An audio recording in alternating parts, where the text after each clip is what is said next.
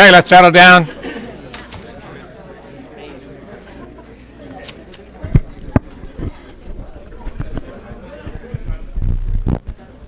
Floor is yours. Commissioners, John Graff here from the Reason Foundation. Baruch Feigenbaum got ill and was not able to travel. Quick introduction on the Reason Foundation. We are a public policy think tank based in Southern California. We've been involved in transportation in this region for over 30 years. The 91 express lanes, the HOT lanes on the 91 freeway were a project that Reason was involved in pushing forward. The plan that I'm going to discuss with you today is something that we've done in several regions. So Bob Galvin, the former CEO of Motorola, came to Reason. He was concerned with the lack of mobility as he traveled around to various regions in the country. He was concerned about the negative effect on commerce and asked us to look at 6 regions: Los Angeles, Chicago, Atlanta, Miami, Denver, Fort Myers, Lee County, and Florida. So we are finally coming to Southern California, the Los Angeles region. We've created technically accurate plans.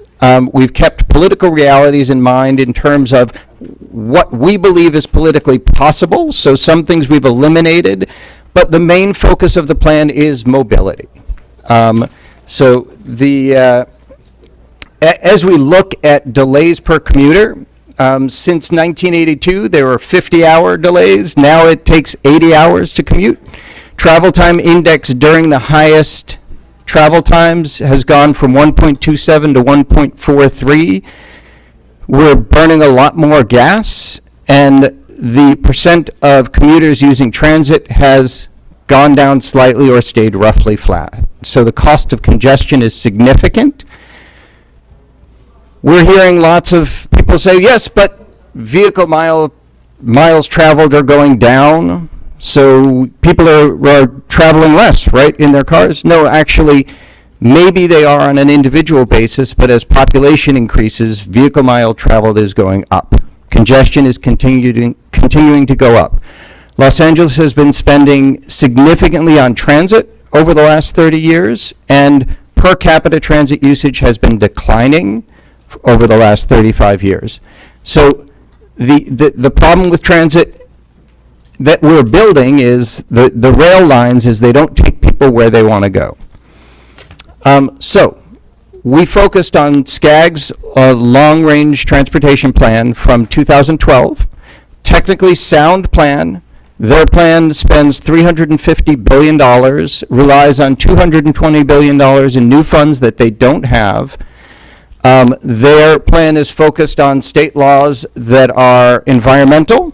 They're focused on increasing densities, transit-oriented development, and political concerns. If this guy gets a light rail line, I want a light rail line, things like that. So we took a lot of that out of our planning. And this is what SCAG's plan looks like over the 25-year plan. Traffic gets worse, essentially, in most areas. In some areas it improves, but in general, you spend $500 billion for traffic to get worse. We don't think that's a great answer. We would rather spend to make traffic better. So the things we focused on for the region were interconnectivity, which is traveling from one city to another city, from one county to another county, rational, reasonable revenue potential. So how can you pay for this? And the reductions in greenhouse gas emissions come from better speeds, freer flowing traffic, and therefore you have less issues with idling and burning extra traffic. We also kept in mind the idea of induced demand. If you build free lanes, people will come and use them. So this plan doesn't add any new free capacity. What it does is convert existing capacity to priced capacity, because the only real way to manage congestion without increasing the only way to manage congestion is with pricing. And so we convert HOV lanes, high occupancy vehicle lanes, into HOT lanes, high occupancy toll lanes like has been done along the 110 and 10 freeways in Los Angeles. And then we do add transit in here, but we focus on bus transit because buses are less expensive, they're up and running faster, and they can get where people want to go rather than rail lines where you can't necessarily get where people are interested in going. So, first we focused on the freeways and an express lane network, as I said, converting HOV lanes to HOT lanes, and where there are not lanes now, adding toll lanes to allow people free-flowing traffic throughout the network. Along the 710 freeway, along the 710 corridor, adding express truck lanes, toll lanes for the trucks. I've got the costs listed here. The express toll lanes would be about $105 billion. The express toll lane interchanges would be $24 billion. The idea being you always have an opportunity to go from a paid lane to a paid lane so that you have an option for free-flowing traffic at all times. So this is what the express lane network map looks like. It's essentially the freeway map. You basically can get anywhere using priced lanes to have free-flowing congestion, free-flowing traffic.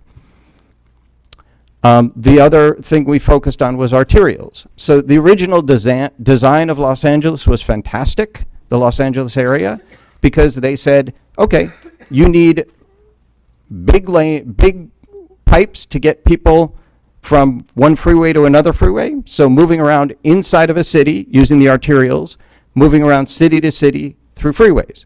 Great idea. It has not kept up with the growth in population.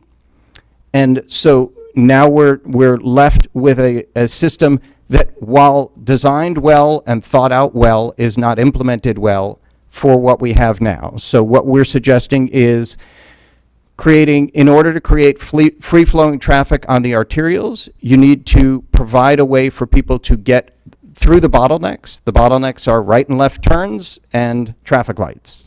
2 minutes, okay? So we provide grade separations at the intersections. And this is what the arterial network looks like. Again, that's for moving free-flowing traffic within cities. And then, of course, there are still gaps in our existing network of highways, of expressways, and so we would fill in those links with tunnels.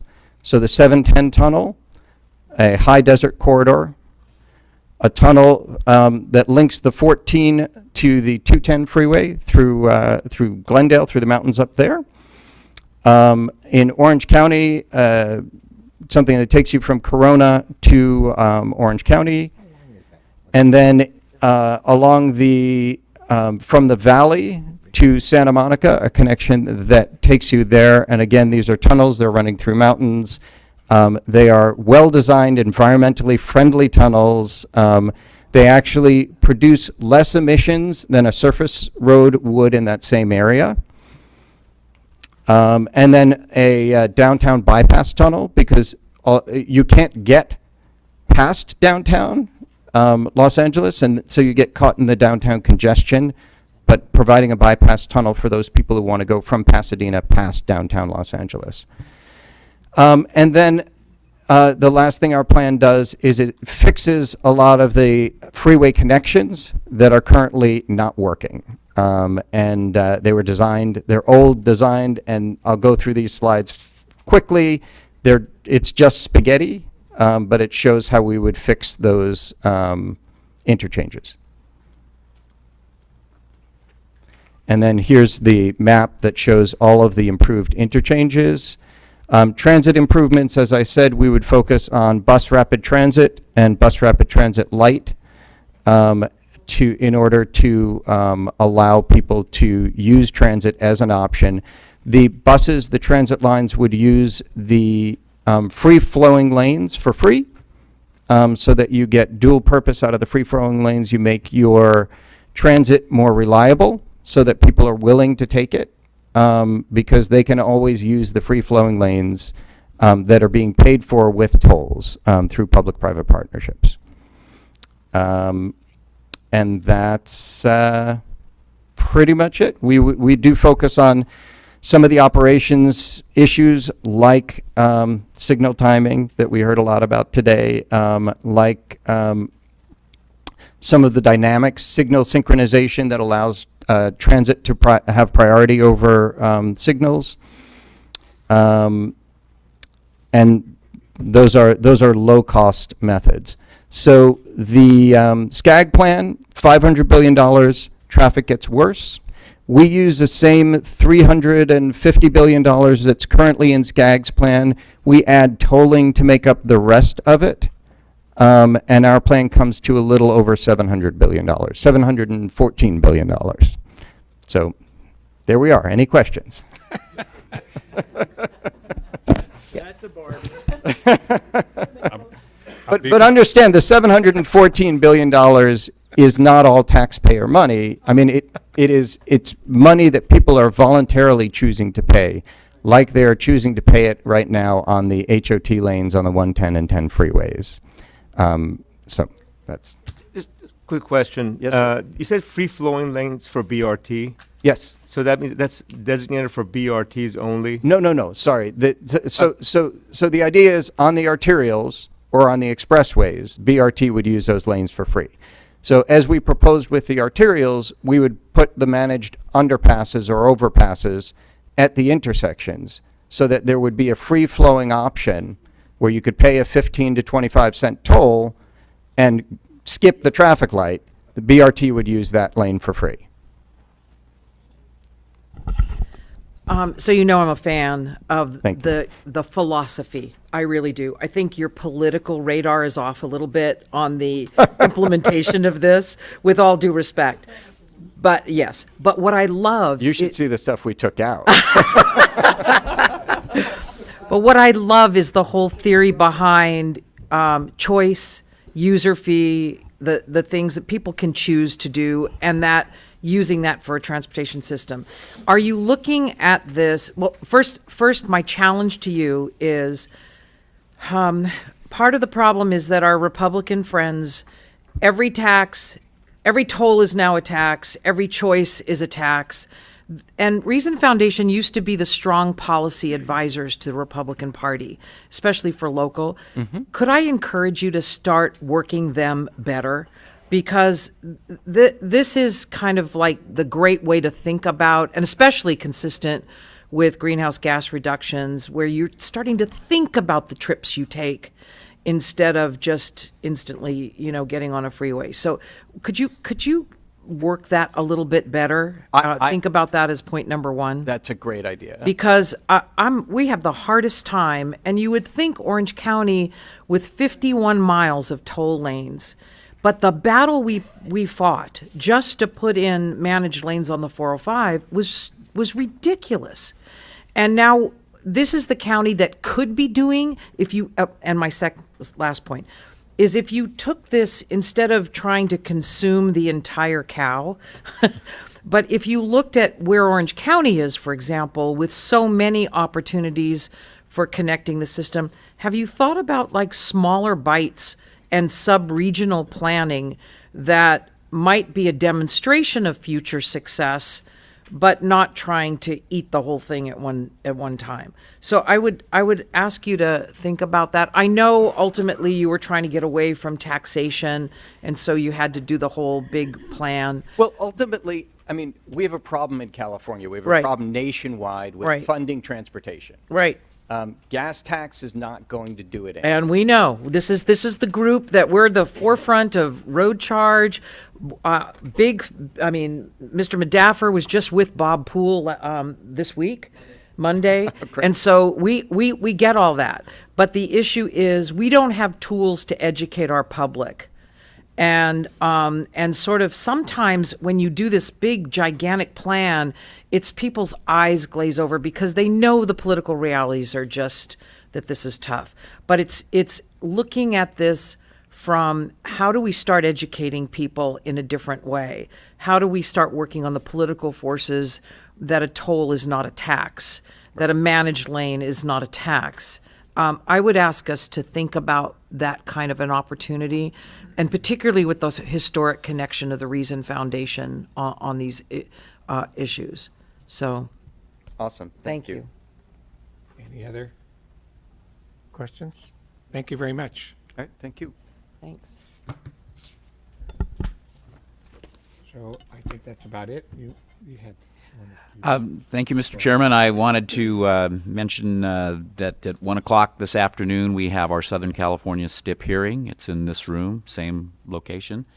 And we will have, I think, 4 commissioners that will be attending, Commissioner Dunn, Commissioner Kehoe, Commissioner Medaffer, and Commissioner Tavaloni will be here for the Southern California hearing, and then again on March 24th in Sacramento.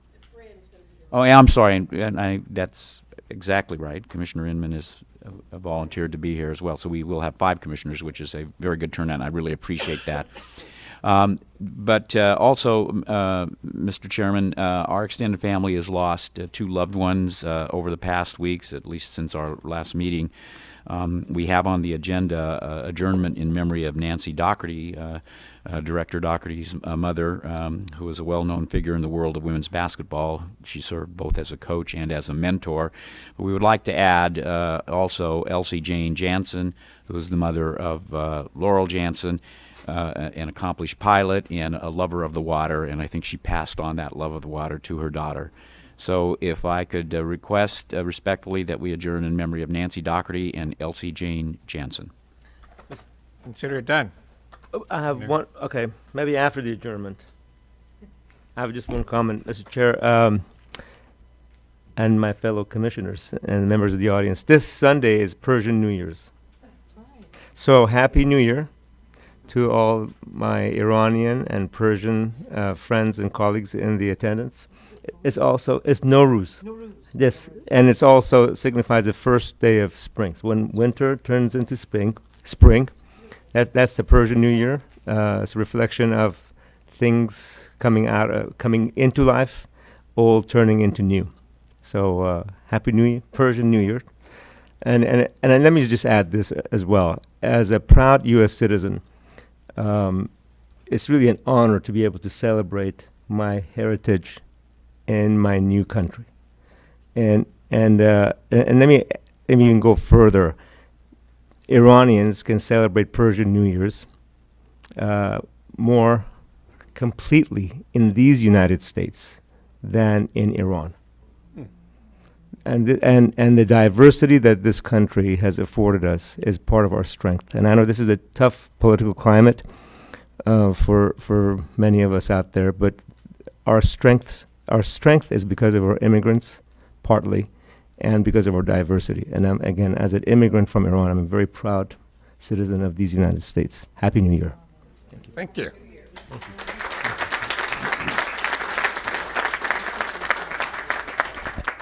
So adjournment, Happy New Year, Happy St. Patrick's Day, and for those of you leaving, safe travels.